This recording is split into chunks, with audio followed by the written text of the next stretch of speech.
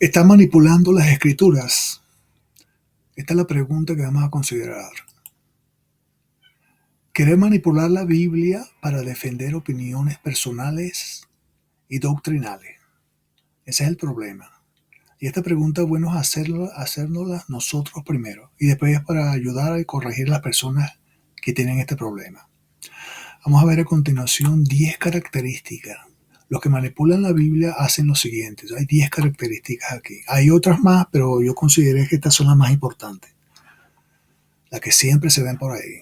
La primera, ven la Biblia por pedazos aislados, no se toma todo el contexto. O sea, toman un pedacito nada más de acuerdo a su conveniencia. Y llegan al extremo de que toman un versículo o dicen la parte A o la parte B del versículo. 2. Interpretan un versículo en otro y no cada versículo en su propio contexto. Esto es cuando citan un versículo y, por ejemplo, dicen, no, Mateo 4:8 y se van a otro versículo. Hacen una sobreinterpretación y no se quedan en el versículo que citaron. 3. Usan a conveniencia lo literal y lo figurado. Ellos mismos lo definen, no el libro. Ellos mismos dicen, no, esto es literal y esto es figurado. ¿Todo por qué? ¿Para qué? Para manipular la Biblia. Punto 4. Dicen directamente que lo que el versículo dice no es lo que quiere decir. Imagínate tú. 5. Ven lo que la Biblia afirma y se quedan callados como si no estuviera allí. Le muestras el versículo y no dicen nada. 6. Se refieren al lenguaje original pero no pueden probar lo que afirman. Sin evidencia, hablan del griego, del hebreo, pero no hay ninguna evidencia. Todo es para manipular. 7. Afirman que lo que la Biblia dice en su denominación no lo creen. O sea que la denominación está por encima de lo que la Biblia dice. Esto se ve mucho. 8. Afirman que algunas cosas no se aplican a nosotros, pero no lo pueden probar. Lo definen ellos mismos. ¿Sabe? Hay cosas que de verdad no se aplican, como las leyes del Antiguo Testamento. Pero eso el Nuevo Testamento lo pone bien claro, cuáles son y por qué no se aplican. El punto 9, sí, pero a mí no me enseñaron eso. ¿Ah? Imagínate que te hayan enseñado todo de una vez, eso no se puede. No nos la sabemos toda frente a la Biblia. Siempre seremos estudiantes. Y el último punto es, su fundamento es información de segunda mano y no lo que la Biblia dice. Se apoyan a opiniones de otros, que el pastor tal, que fulano de tal, que el comentario tal, y la Biblia la dejan en segundo lugar. Estas son las características de este tipo de personas que están manipulando la Biblia o están cayendo en un error. Bueno es cuidarnos nosotros mismos de no caer en esto. A continuación vamos a ver cómo cuidarnos y cómo ayudar a estas personas que salgan de los errores en que están metidos. ¿Cómo saber si tú estás manipulando la Biblia? 1. La interpretación tiene que ser literal. Esta es la clave. Así la autoridad está en la Biblia y no en el intérprete, que somos nosotros, somos los intérpretes. Se reconoce fácilmente el sentido no literal literalmente cuando afirma algo que lógicamente no puede ser literal. Esto hay que aclararlo, este sentido aquí. Se reconoce fácilmente el sentido no literal literalmente.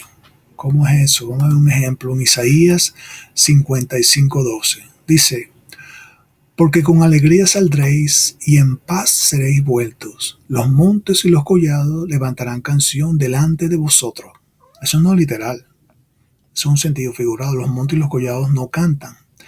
Luego dice, y todos los árboles del campo darán palmadas de aplauso. Tampoco es literal, es un sentido figurado. Los árboles no aplauden. ¿Cómo nos damos cuenta de eso? Leyéndolo. Leyendo literalmente, que se trata de un lenguaje figurado.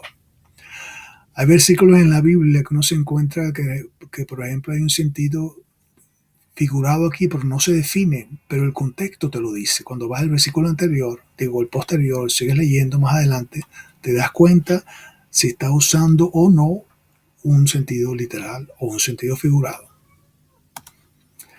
Luego, contexto. Esto es para verificar que no caemos en los 10 puntos anteriores. Contexto. Ver por qué el autor escribe lo que escribe y a quién. El contexto es todo lo que va con el texto, lo anterior, lo posterior, el libro y la Biblia. Todo lo que tiene que ver con el libro que estamos viendo. Eso es contexto. Fíjate, esto del contexto ayuda a que la Biblia sea interpretada literalmente. Ayuda al contexto. Refuerza esto. Luego, otros versículos. La referencia. Ninguna doctrina cristiana se basa en un solo versículo de la Biblia. Eso no existe. Siempre hay otros versículos que respaldan las doctrinas cristianas, las amplían, las confirman, las refuerzan y dan ejemplos. Esto también reafirma la interpretación literal. Viendo la referencia, respeta esto. Viendo el contexto, respeta esto. La idea principal es esta, para guardar nosotros y corregir a otras personas. Vamos a ver un gráfico ahora. Un gráfico. Mira esta idea. Interpretar es ver lo que sucedió. Eso es interpretar. Buscar, encontrarnos con la inspiración del Espíritu Santo, encontrarnos con esto. Eso es nuestro trabajo de intérprete. Volver aquí. El autor y su situación y su propósito. Recrear esta situación. ¿Por qué él escribe los destinatarios originales y su situación? El Espíritu Santo inspiró al autor a escribir a su destinatario. Estas tres cosas son verdades absolutas. No podemos cambiarlas. No se cambia. Si la cambias, estás torciendo la Biblia, porque esto no se puede. Una verdad absoluta es una verdad que es todo el tiempo, en cualquier lugar y en cualquier circunstancia. Y estas tres cosas son así. No podemos cambiar la inspiración del Espíritu Santo, ni la situación, ni el propósito del autor. Eso no se puede cambiar. Y la situación de los destinatarios y cómo ellos entendieron el libro y su situación. Esto es interpretar. Tenemos que buscar qué fue lo que significó a los destinatarios originales y qué quería decir el autor, para encontrarnos con la inspiración del Espíritu Santo. Esto es interpretar, señores. ¿Qué significó? Bien separado de lo que es aplicación, que es qué significa para mí hoy. Eso viene después, después de que nos encontramos con la inspiración del Espíritu Santo aquí, porque vimos los detalles. Entonces encontramos, el Espíritu Santo nos convence por las cosas que Él inspiró. Ese es nuestro trabajo ahorita, y esa es la aplicación. La convicción del Espíritu Santo por lo que Él inspiró. Ese es el trabajo del intérprete. Estas tres cosas son absolutas, no podemos cambiarlas. Hay una sola interpretación. Lo que el Espíritu Santo inspiró, lo que el autor escribió y lo que los destinatarios entendieron. Eso es una sola interpretación. ¿Ves? Pero hay miles de aplicaciones de esa verdad para nosotros hoy. Hay un problema que es el siguiente. Vamos a ver un poquito aquí. El problema es el siguiente. Cuando se toma la Biblia, ¿ves? Y la pasamos directamente a nosotros hoy. La aplicamos directo. ¿Ves? Ignorando al autor. No tomamos cuenta del autor, su situación y por qué escribe. Eso no nos interesa. Ni qué entendieran los destinatarios originales sobre su situación tampoco. Le pasamos a todo eso.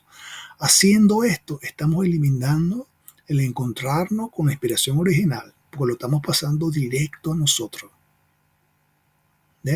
Y entonces el Espíritu Santo está limitado porque no puede haber convicción, porque estamos hablando cosas de que Él nos inspiró, porque la pasamos directo a nosotros. Y la interpretación va a ser equivocada. No va a ser correcta. Lo correcto es esto, ir a la Biblia. Lo correcto es esto, tomar la Biblia, encontrarnos, buscar la meta de encontrarnos con la inspiración del Espíritu Santo, como respetando al autor y su situación y su propósito, respetando a los destinatarios, su situación y qué era lo que estaba pasando con ellos, y así nos encontramos nosotros lo que el Espíritu Santo inspiró. Con esto nos los encontramos. Y entonces el Espíritu Santo sí va a hacer una convicción, porque son cosas que Él mismo inspiró. ¿Ok? Luego, dar a la Biblia su valor literal. Como hablamos antes, los 3 puntos, lo más importante es el valor literal de la Biblia. En Hechos 17:11, y estos eran más nobles que los que estaban en Tesalónica, esos son los cristianos de la ciudad de Berea, pues recibieron la palabra con solicitud, escudriñando cada día las escrituras para ver si estas cosas eran así. El punto de referencia de ello era lo que la Biblia dice. Eso tiene que ser para nosotros hoy. Verificar toda enseñanza en la veracidad de la Biblia, que esté escrito ahí bien claro. 2, que nuestra interpretación sea lo que la Biblia dice.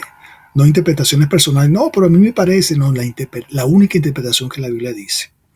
Y luego buscar entender la única interpretación de la Biblia, que consiste en, primero, el propósito del autor al escribir. Esto no se puede cambiar. Y número 2, lo que los destinatarios originales entendieron. Tampoco lo podemos cambiar. Entonces, estudiar, interpretar la Biblia es buscar qué fue lo que significó para los destinatarios originales. Y así vamos a recibir convicción nosotros hoy. Muchas gracias por estar ahí y nos vemos en otra clase.